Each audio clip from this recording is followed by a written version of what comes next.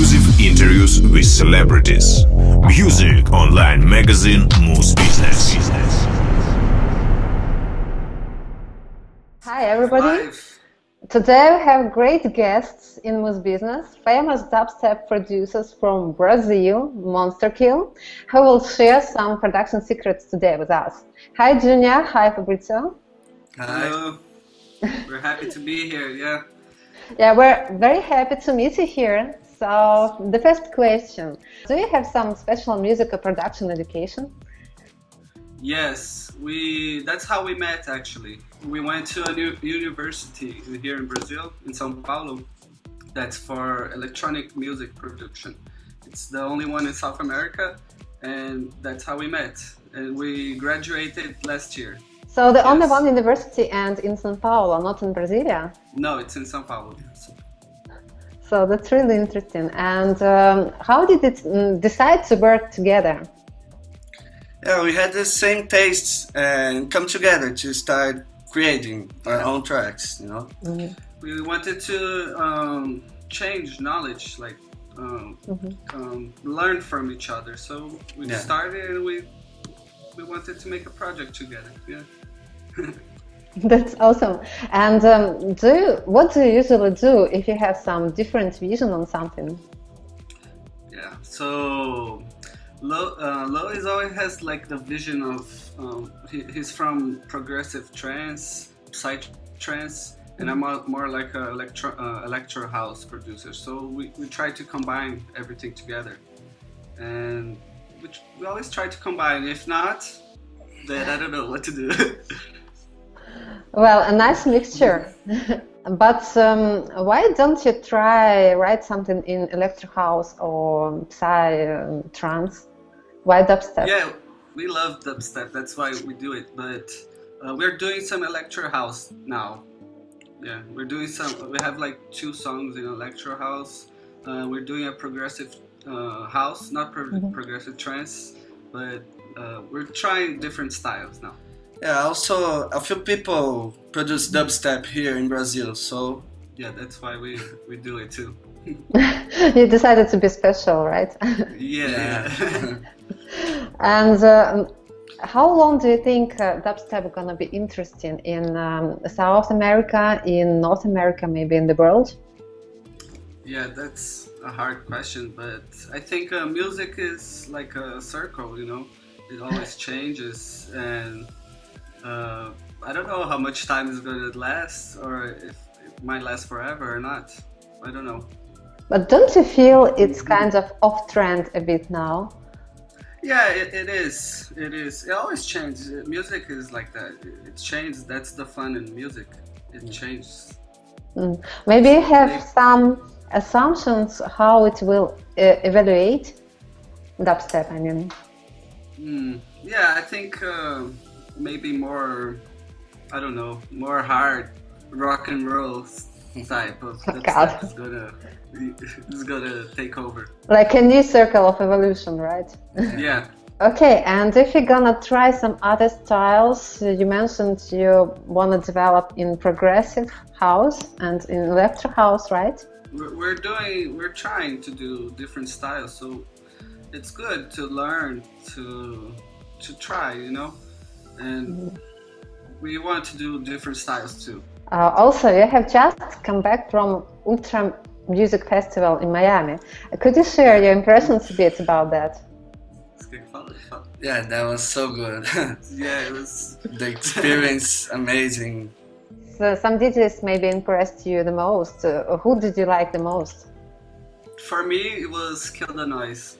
Yeah, Kill the Noise, Alvin Risk, 12 Planet, and more dubstep producers, you know. Yeah, we don't have those DJs here in Brazil. They don't come that often, or never. So that was a cool experience for us. Do you often visit such kind of festivals? I know that you visited Tomorrowland this summer also. Yeah, we try to go to big festivals. We like that, and like when we can, we go. What does it give to you? Maybe some inspiration or new connections, new friends? Yeah, it gives inspiration, like new stuff that the DJs are playing. New song, Yeah. Like styles of how they play. It's like a school. Okay, maybe some collaborations. Did you have such practice then? Got acquainted with some DJs in music festivals, during music festivals, and then some new collabs are born out of that? We have some collaborations, but not. We have a new song in collaboration with a guy from Los Angeles, and we try to do collaboration with lots of people, but it's not always that work out. Are there some great clubs in São Paulo? Do you perform there, DJ there? The clubs in São Paulo. Yeah, there's lots of great clubs in São Paulo, and we perform in some, but we would like to perform more. And there's one especially that we like. It's called Clash Club. Yeah. That they always bring different artists to São Paulo that other clubs don't. Okay, and what are your plans for the nearest future, like DJing, collabs, releases, whatever? Could you share your secrets? Yeah, of course. Yeah, our plans is we're doing a EP now, and we're have I think 2 singles to go out, and our plans is to produce more and more. Maybe in electro house, right? Yeah, we're trying to do different styles. Yeah, Progressive too. Let's switch to production questions then. How do you usually start doing a new track? What comes the first? That depends on our inspiration, you know. Anyway, already started by drums, by melody, or by voice. I don't know. Yeah, it always depends. Like sometimes we get a sample for something, we start from there, or just make drums and start from there. It depends. We don't have like a thing that we always do. What's the most important for you in the mix? I think equalization. Yeah, equalization and compression. That's the most important. And good samples. That's a lot. That makes a big difference. Your drums are really powerful and distinctive. How do you produce them? Thanks. Yeah, we always use Brazilian and Latin basses for our sound, you know. Like percussion. And yeah, we try to make them powerful with some special plugins. And what are your favorite plugins for drums? Also. For drums, yeah, I like the Camel Fat. It makes everything better. Yeah, Camel Fat and the Transmod from Oxford, I think. What about other percussion? Percussion, we like to use samples, just in percussions. Yeah. For bass line, I think Massive and Razor is good, very good for making powerful bass line. Yeah. It would be nice if you show during the project, like how do you do the modulation or sound design of the bass line. That would be really nice because I guess it's hard to explain by words. Yeah, it's hard. Yeah. I can show you now. Right now, okay. So we have a project here. It's all nice and clean. I'm gonna play a little bit.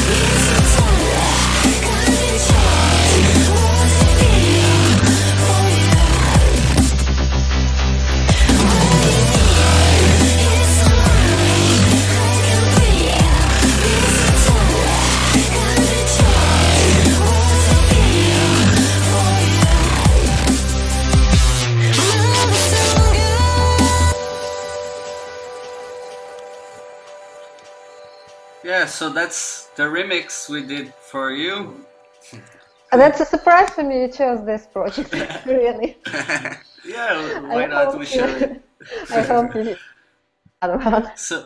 So we on bass it's all bounced to audio, so it makes I think it's better like for audio quality, you know.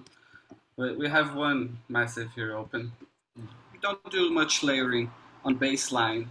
We try to make it more clean. It's, if you count it, there's 3 oscillators, so it's kind of layery. This is actually a preset we liked. We tweaked it a little bit. Don't really remember what we tweaked, but we did. And this is, we have like a, I forgot what's it called. So it goes down the note. And we're using OTT here. That's a multi dynamics compression and a camo crush. That's it actually. We have on the bass group. It's important. I think it's important to like put compressions and equalization on the bass group, like drum groups, so it makes everything together.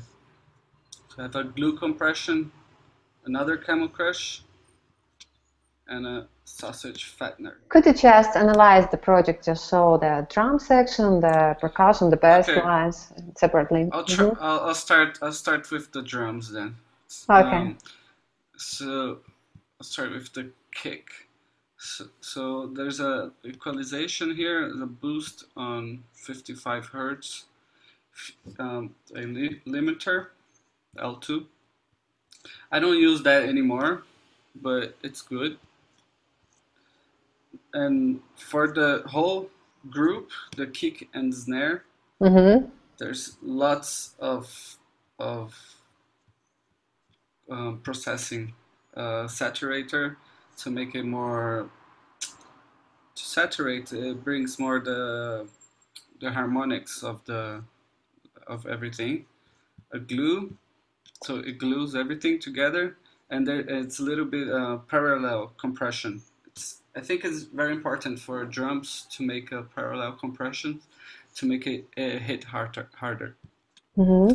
Another glue compression, another equalization, just a little bit, a limiter, and this is a linear equalization that it doesn't mess with the phase of the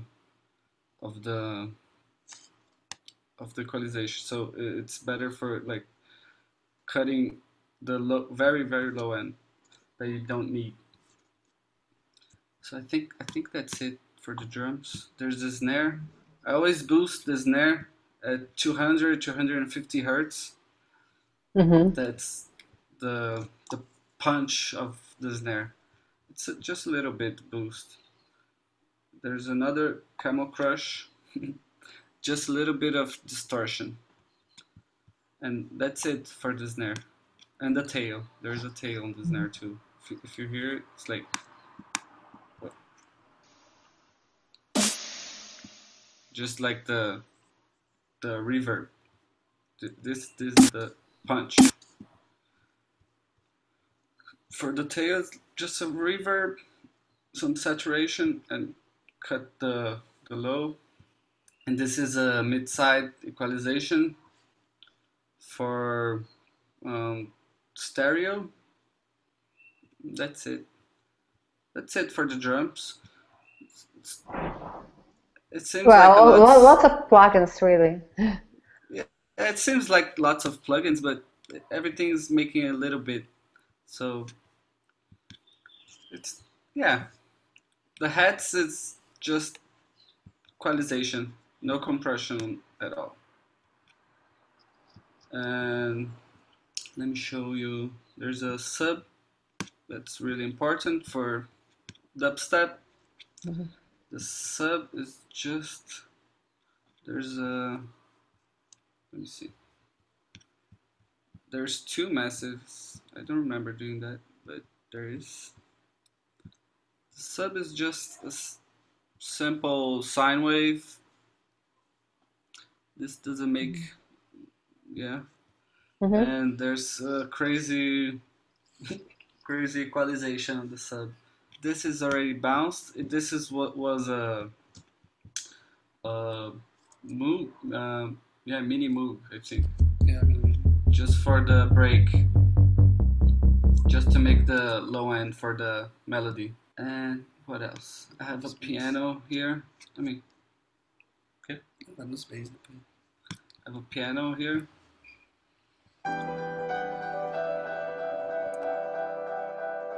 Well, with the piano, it was a surprise for me. I didn't expect the piano from you, really. Yeah, I didn't plan to do that. It just happened. I put it and I sounded great. I put lots of delay and reverb. There's a, oh, this is on demo. There's a PSP that I use a lot for stereo imaging, and another glue. That's it, an equalization. Go to the chords. I don't know if I can show you because it's freezed. There's a, I love this in Ableton because we don't really know that much in music theory, the chords and stuff. We know a little bit, but not that much. So we always use this this thing that makes everything on the in scale. There's the silence. Let me show you the chords.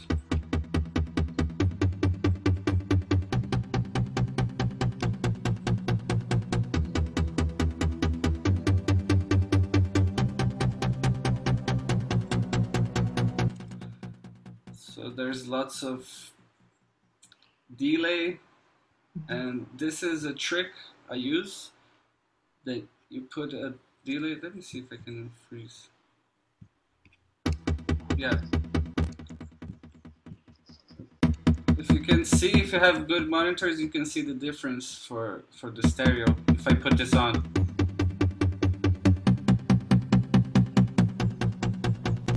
Just put a tiny bit of delay on one channel, and it makes I think it's called has effect, that it makes a stereo feel. And there's SPL text, so just to fit the mix better. That's it. This is a pad.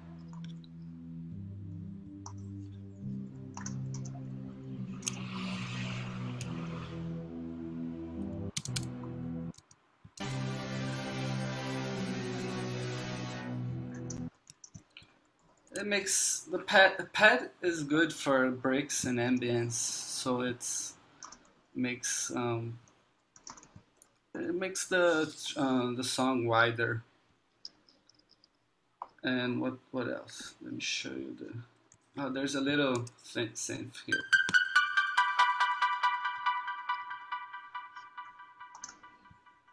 There's not much to this. It's actually a sample. A synth shot that we made the melody. Lots of delay, reverb, Camel Crush. That's it. And I made we made so it goes one side and another, from left and right.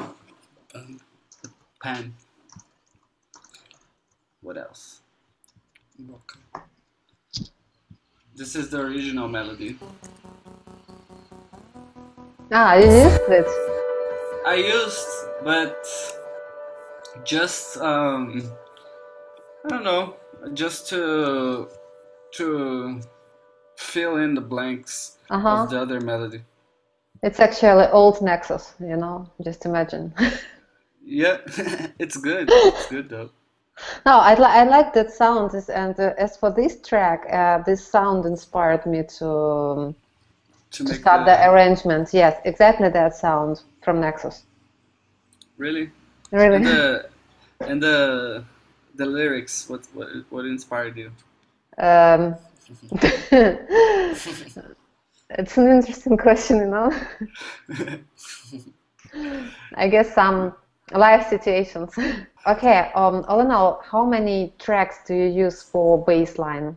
Yeah, this one there's four tracks, but it depends. We don't like to put that much, but it's like it's nearly 4, 5. I think we went up to 10. I think, but that was like a crazy track. But we're trying to make like less basses, but good ones. To make them sound And more clear, you like more clear sound, right? yes, yes. Okay, guys, do you usually use audio, yes, through sampling? Because No, you used to do that, or yes. is powerful, or you're saving energy, something like that. Yeah. This was before it was all massive. So we did everything in massive here. I think just this one is a sample, but we did everything in massive. And at the time I had an old computer. I just got a new one, so we had to put everything to audio so it doesn't crash, because it was crashing all the time. So we had to put everything to audio, but we do pass everything to audio after, like when we were mixing it. So I think it sounds better, and that it doesn't use less CPU. This was I can show you how it sounds by itself.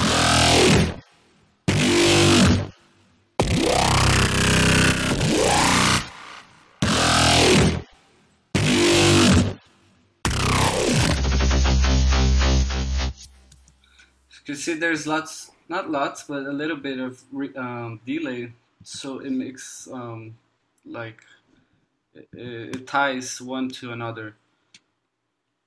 Oh, I forgot to show you, but I used lots of this thing. It's called bowl. That it makes the, let me see, it makes that vowel sound. If I take it out, it makes lots of difference. It's good for basses. When you start a new project, do you put some plugins on master? Yes, we do, but I use this punchy drums. It's a preset from Ableton. I just use it for production, and when we're mixing, we try to put it and take it out to see if it sounds good on with or without. But we don't do our master, actually. We always send our tracks to a master engineer, because we don't feel good doing our masters, and we think we need like a new pair of ears to hear it and make the master. Do you often use templates or some presets for some certain projects to use them in other projects? Yes, we have like a base that we did that we use, like we use a lot in all the projects. We have some presets that we do, but there's lots of presets that we use too from other people. We try to, like, when we talk to other producers, we exchange some presets. So it's good. I think it's good to use presets, but don't abuse it, you know? If those producers work in Ableton, right? You can exchange. And why did you choose Ableton as a DAW? Not Logic, not Cubase. Quer falar? So I don't know. I think people said it was easier to learn and good to produce. Actually, Lois was from FL, Fruity Loops, and I made him change to Ableton. Okay, do you have some special sound of Monster Kill, which is recognizable by other one, which is very distinctive, which like Monster Kill sound? Yeah, we have not. I can show you another project that we have, not in this one. Okay. We have one girl that we use, a bass that we use a lot. That I think is the most distinctive from our production, and I think that's it. We try to do other things. We're kind of trying to discover what we're like, and when we like something, we save it and try to use it on other productions. How many time do you usually spend for doing one track? It depends on the inspiration, but it's at least 1 week. At least. Mm-hmm. And what was the longest track? What was the longest your track? I think the How much time did it take?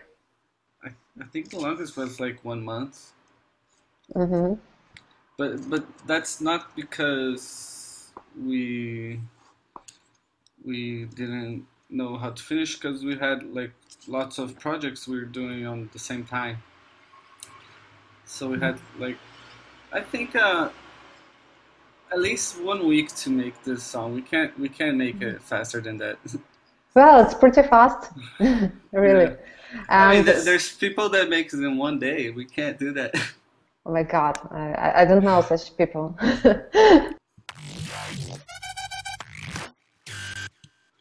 This is the sound we use a lot. This one.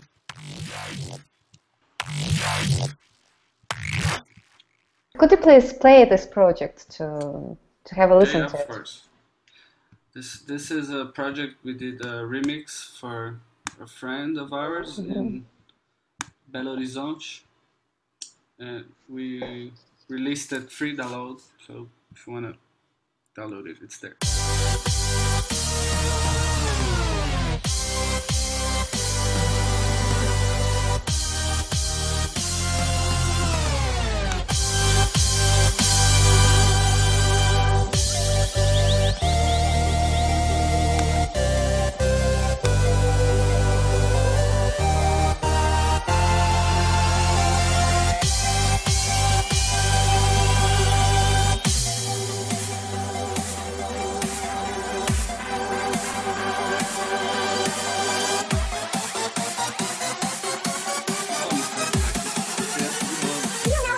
Funcionando.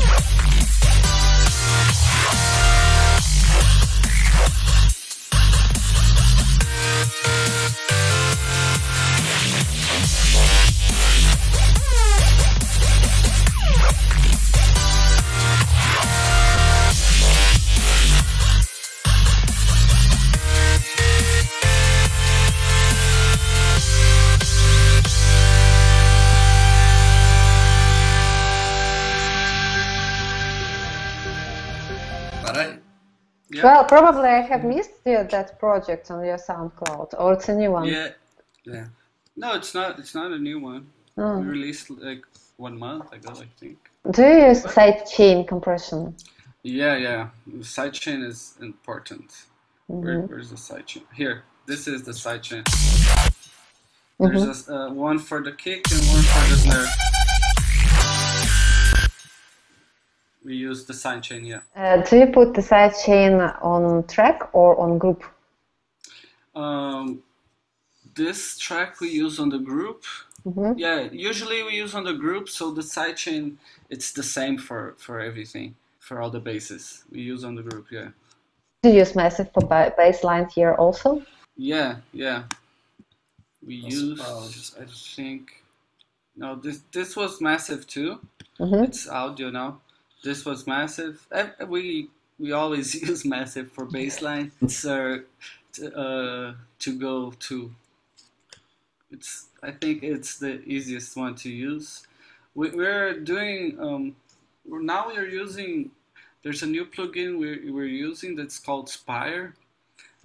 We're trying it.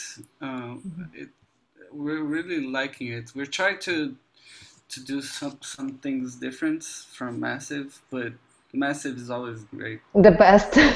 Yeah. For the bass lines, do you usually put all the plugins exactly on tracks or better on group? Both. We put it on the tracks. Like equalization, do you use it to put it on each track or only for a group? On each track, we put some compression and equalization. And on the group, we always put more compression and sometimes more equalization, like take out the 200 hertz for the snare, so the snare goes through better. Sometimes we take out where the kick is hitting, we take out those two, but that's on the group. So we try to shape it on the track, on each track, and on the group we try to put it like everything together, like glue everything. Okay, so you do both always, right? Yes, always. We always, when we're mixing, we put, because I don't have here, because it's a new computer, I don't have it installed, but we have a meter for RMS when we're mixing, and for the phase cancellation, because we always have to be careful on that for mono. When we play on clubs, some clubs are mono, so we have to be careful on phase cancellation. Yeah. And RMS, it's usually more on the master that's going to bring up. So we leave that to the audio engineer, the mastering engineer. We had once, they told us to put it -10, but that's, I don't know why. How many send channels do you use normally in your projects? We use, there's a compression here, parallel compression for sausage fattener. But for sends, we usually use like 5. This is not much, but we usually use 5, like reverbs and delays.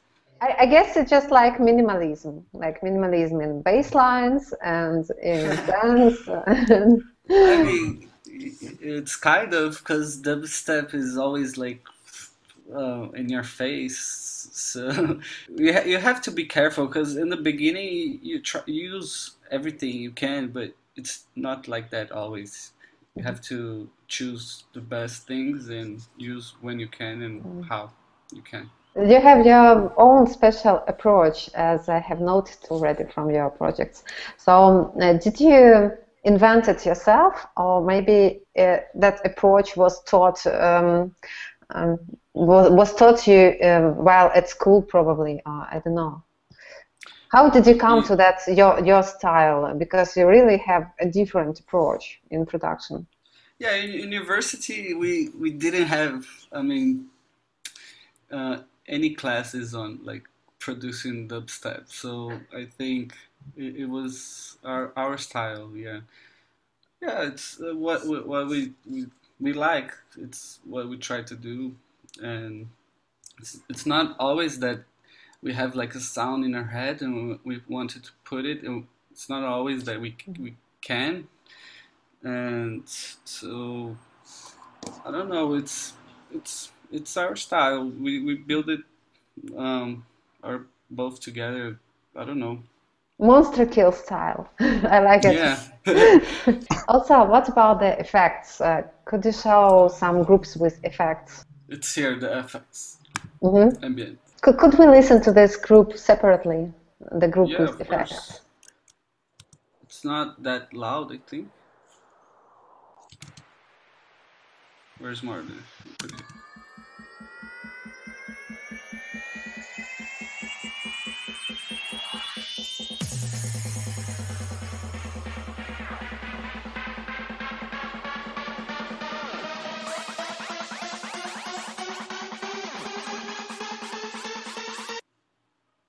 And could you show the plugins for it?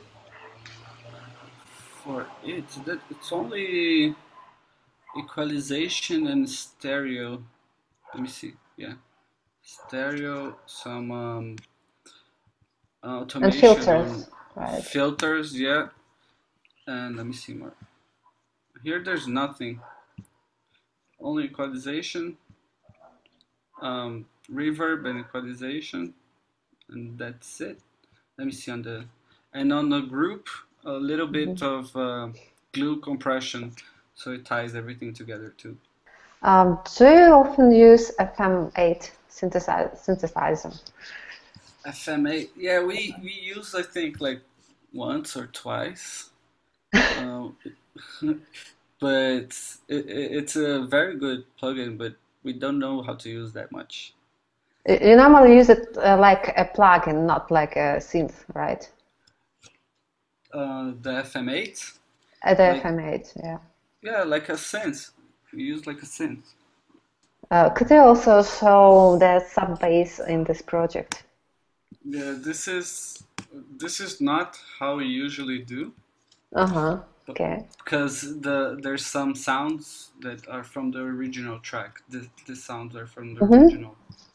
That we use the sub from it, like the. But let me play. Did you add your own sub in this project? Yes, here, the massive. This is the sub. Sub power. Yeah. But everything that. How many plugins do you should operate to write, like to produce like Monster Kill? How many plugins? Yeah, how many plugins? I think it goes at least 50 plugins or 100. As for the scenes, you use up to 10 scenes, right? For bassline, For producing, not more than 10 scenes, right? No, it depends on the tracks too. There's some tracks we don't use that much, and some tracks we use a lot. Could you also show separately the leads or some melodic parts? Okay, because this one is remix, so wait, let me see, because I think it's all from the original.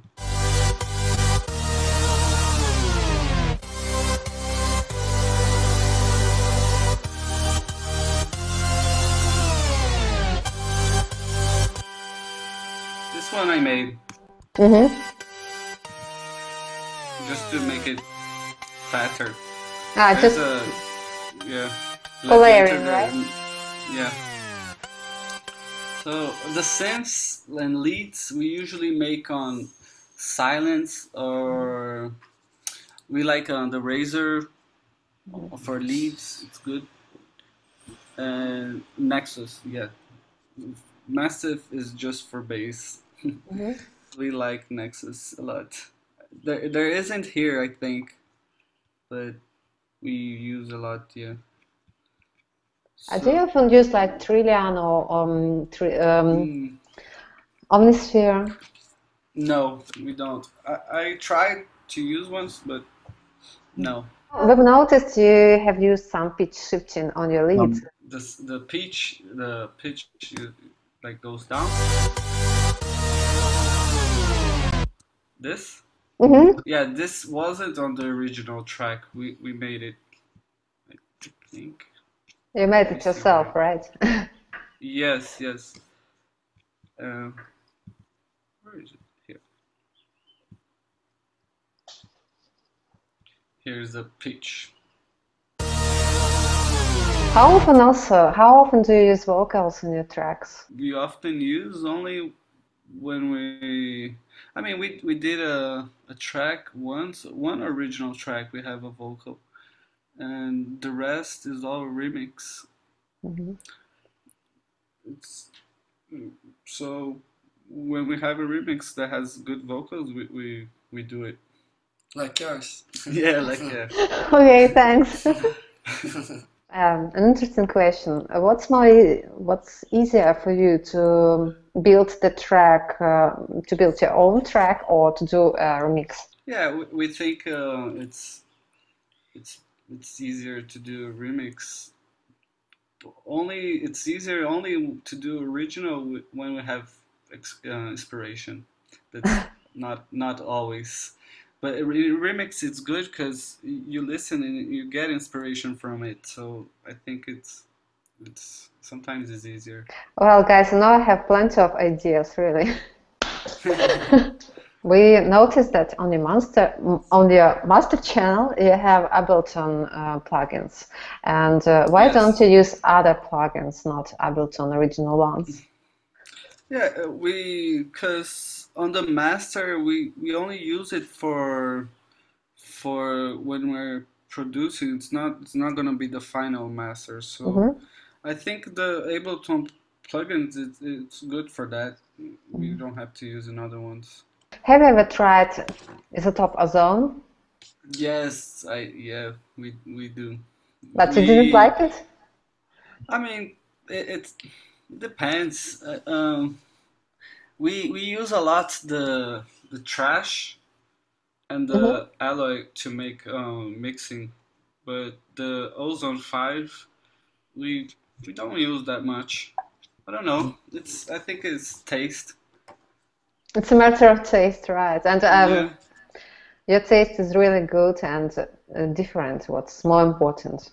It's not interesting just to listen to the tracks which are very similar by sound. So it's always interesting to listen to some different things, and your tracks are really different and have some distinctive monster kill sound. Yeah, we think that like that too. Okay, maybe the last question is, could you show in a very short way maybe how do you do a bass design in Massive? Maybe on some project. Maybe very, very shortly. Yeah, I think I can show you how we did this one. I think it's better because sound design is something that we take a long time doing. It's not always as good. Sometimes I'm at home or Lewis it's at home and we do some sounds just for doing it, not for songs or anything. And sometimes we don't use it at all, but sometimes we do. I can show you this one. It's the one that we use a lot.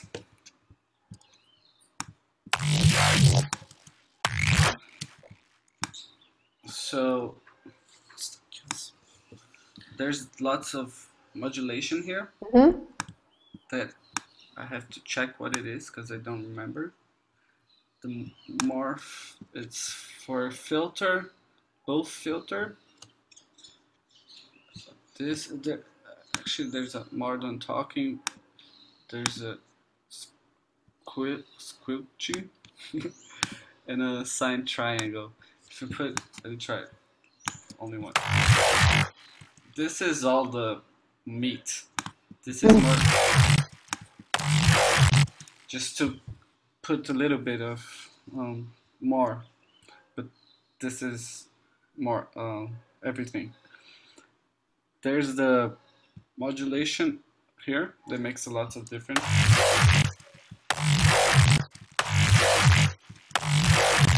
It's only on 2. And what else? The most important I think is the filter. Without it, there's nothing.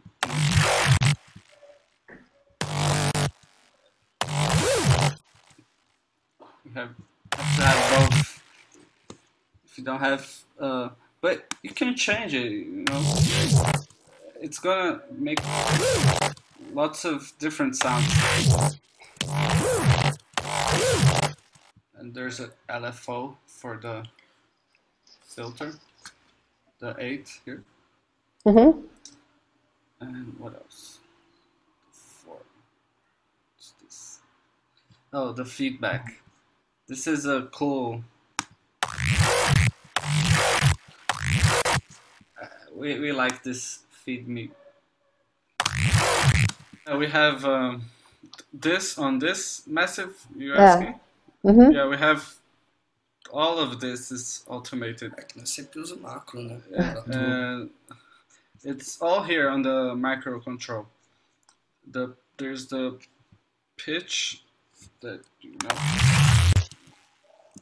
makes difference, and the chorus we like to use it automation, because it makes like it starts thin and then it goes wider for it makes like a movement for the grow on the chorus.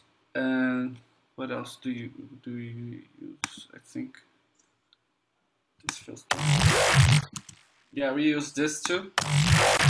Let me see the automation. This is all the automation. There's 4 automation that's making the most difference. It's automation at the same time. Everything. On the same massive track, right? Yes, this is just automation for the massive track. See, here makes a lot of difference with this automation. I think that's cool. it. They didn't teach me such tricks on dubstep production course. Yeah, not for us too. We have to find it by ourselves. Or, I mean, you invented it by yourself. I mean, not. Yeah, we see lots of tutorial on YouTube and ask from other producers. We try to learn always. Also, what kind of tutorials? Maybe some tutorials were the most useful for you. Which ones? I don't know. I saw lots of tutorials. Not like there's some master classes from Cubase. I think it was very good. It's not actually for dubstep, but you can learn a lot. One from what's it called again? I forgot his name. I forgot his name now, but there's one from Prototype that I learned that to use that chord thing. That was very good. If you perform as a DJs, do you perform together or maybe separately? No, we always perform together. Yeah, always? Yes. I mean, if something happens that we have to go separate, it's no problem, but we try to always go together, because if not, it's not gonna be a Monster Kill DJ set. He has his own songs and I have mine, and we combine them together. How much time did it take you to start producing really at the very high level you're producing right now? I think I started producing like 3 years ago, and we started our project one year ago. So I think that's at least 2 years of studying. Thank you very much. Thank everybody. You. Just don't forget to subscribe for these 2 great guys on Facebook, Monster Kill, and SoundCloud, Monster Kill.